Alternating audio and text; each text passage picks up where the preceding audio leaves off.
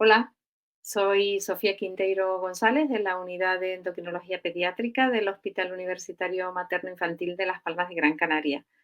Les doy la bienvenida a este módulo de crecimiento sobre trastornos del crecimiento que tiene como objetivo general pues, profundizar en aspectos del crecimiento, tanto en el área del diagnóstico como en el área del tratamiento, no solamente con hormona de crecimiento, sino también, como veremos, otros tratamientos combinados que tratan de optimizar el crecimiento de nuestros pacientes afectos de talla baja. Les voy a presentar primeramente el temario y sus diferentes ponentes y hablaré un poquito, haré una breve introducción a lo que son los objetivos generales del bloque con unos mensajes claves específicos por cada tema que espero que les ayude para su práctica clínica. El temario va a consistir va a haber un abordaje sobre las nuevas moléculas de larga acción. Sabemos que esto es una nueva aprobación de la Agencia Europea del Medicamento y conocemos los datos de los ensayos clínicos. Ahora la doctora Lidia Castro, líder del grupo de investigación del Instituto de Investigación de Santiago de Compostela, nos va a hablar de aspectos que tienen que ver con la vida real, cuáles van a ser nuestras dudas, cuáles van a ser los aspectos que nos interesan a la hora de enfrentarnos al manejo de esta nueva molécula. Hablaremos también del retraso constitucional del crecimiento del desarrollo, es decir, uno de los motivos de consulta más frecuentes en las consultas de endocrinología pediátrica, y hablaremos de qué aspectos nos pueden ayudar a diagnosticar de forma diferencial a los pacientes afectos de retraso constitucional del crecimiento versus aquellos que tienen un déficit de hormona de crecimiento idiopático. También hablaremos de la optimización del tratamiento en pubertad. Estos temas nos los va a desarrollar el doctor José Ignacio Labarta, que es el jefe de servicio de pediatría del Hospital Universitario Miguel Servet de Zaragoza y además profesor titular de pediatría de dicha universidad. Habrá otro tema sobre los inhibidores de la aromatasa para mejorar la talla adulta, en este intento permanente de los endocrinólogos pediatras de frenar esa aceleración de la edad ósea. Nos va a hablar de este tema que, como veremos, tienen su indicación en casos concretos el doctor Abel López Bermejo, que es endocrinólogo pediatra del Hospital Universitario de Trueta, en Girona, y además investigador del Grupo de Investigación Biomédica de dicho hospital y profesor titular de la Universidad de Girona. También hablaremos del síndrome de Turner, en sus diferentes aspectos de la terapia, no solo con hormona de crecimiento, sino por supuesto de la estrogenoterapia, que lo va a desarrollar el doctor José María Donate. José María Donate es endocrinólogo pediatra del Hospital Universitario de Santa Lucía de Cartagena, en Murcia, y profesor colaborador de la Universidad Católica de Murcia. Y finalmente, en este bloque de experiencia, la doctora María Constanza Navarro del Hospital Universitario Virgen del Rocío en Sevilla nos hablará de la talla baja idiopática. Finalmente acabaremos con una ponencia por parte del doctor Atilano Carcavilla, ampliamente conocido en nuestro país y fuera de nuestro país, porque cuenta con una gran cantidad de publicaciones nacionales e internacionales sobre síndrome de Noonan y otras rasopatías. Nos va a hablar del valor del análisis genotípico en el diagnóstico de las rasopatías, nuevos genes y nuevos mecanismos. Atilano es además responsable de la unidad multidisciplinar de rasopatías del Hospital Universitario de La Paz. Y sin más, vamos a pasar a introducir estos temas. Respecto a la hormona de crecimiento de larga acción, estas nuevas moléculas que han aparecido en el mercado, pues, qué decir, que hablen nuevas expectativas de mejora en la adherencia, sustituir un pinchazo diario por un pinchazo semanal, ahorrarse más de 300 pinchazos al año, obviamente mejora la carga de la enfermedad, no solamente de los pacientes, sino también de sus familias, y entendemos que con ello incluso podría mejorar la eficacia a largo plazo respecto a la talla adulta de nuestros pacientes.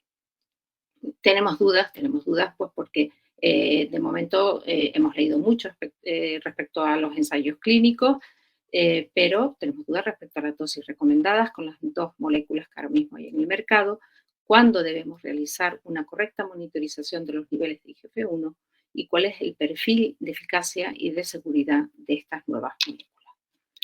Respecto a la hormona de crecimiento semanal, evidentemente que mejora la adherencia y la carga de enfermedad, evidentemente que mejora la calidad de vida de nuestros pacientes. Eh, Respecto a los aspectos que nos interesan de cuándo monitorizar los niveles de IGF-1, sabemos que el timing para una correcta monitorización sería el cuarto día post-inyección y la doctora Lidia Castro va a desarrollar todo lo que hay publicado respecto a la seguridad, sobre todo la inmunogenicidad a largo plazo que nos preocupa, y nos hablará de los registros de farmacovigilancia que, por supuesto, se requieren a largo plazo. Respecto a la optimización del tratamiento con hormona de crecimiento en pubertad, bueno, conocemos que en pubertad la fusión de los cartílagos de crecimiento y la aceleración de la edad ósea pueden limitar el tiempo residual de crecimiento. Por tanto, nuestro objetivo siempre va a ser intentar conseguir el mejor crecimiento en etapas prepuberales. Como estrategia, cuando ya estamos hablando del paciente en pubertad, puede ser una de las estrategias utilizar hormona de crecimiento en dosis alta o en combinación con tratamientos que retrasen la aceleración de la maduración ósea, bien sean los análogos de GnRH o los inhibidores de la aromatasa, como he dicho previamente. En pubertad es fundamental fundamentar el diagnóstico en los datos ausológicos y clínicos, y quizás menos en el nivel de corte arbitrario de los test de estímulo. Es decir, en ciertos casos incluso incluir la respuesta al tratamiento con hormona de crecimiento nos va a servir para hacer ese diagnóstico diferencial a veces tan difícil y tan controvertido entre el retraso constitucional del crecimiento, el desarrollo y el déficit de hormona de crecimiento idiopático. Cuando nos encontramos con un paciente ya en etapas puberales, puede ser beneficioso utilizar dosis altas de hormona de crecimiento. El doctor José Ignacio Labarta nos va a dar las claves respecto a qué dosis y hasta qué tope podemos utilizar la hormona de crecimiento y cuán importante es cuando usamos las dosis altas vigilar los niveles de IGF-1. También hablará el doctor José Ignacio Labarta de cuándo iniciar y suspender un tratamiento combinado con análogos de GnRH. El otro tema del que vamos a abordar, que vamos a desarrollar, es sobre el uso de inhibidores de la aromatasa en combinación siempre con hormona de crecimiento. Hay mucho publicado sobre inhibidores de la aromatasa. Saben que no es una indicación de la Agencia Europea del Medicamento, pero sí de la FDA, que lo ha autorizado para pacientes con talla baja idiopática y déficit de GH.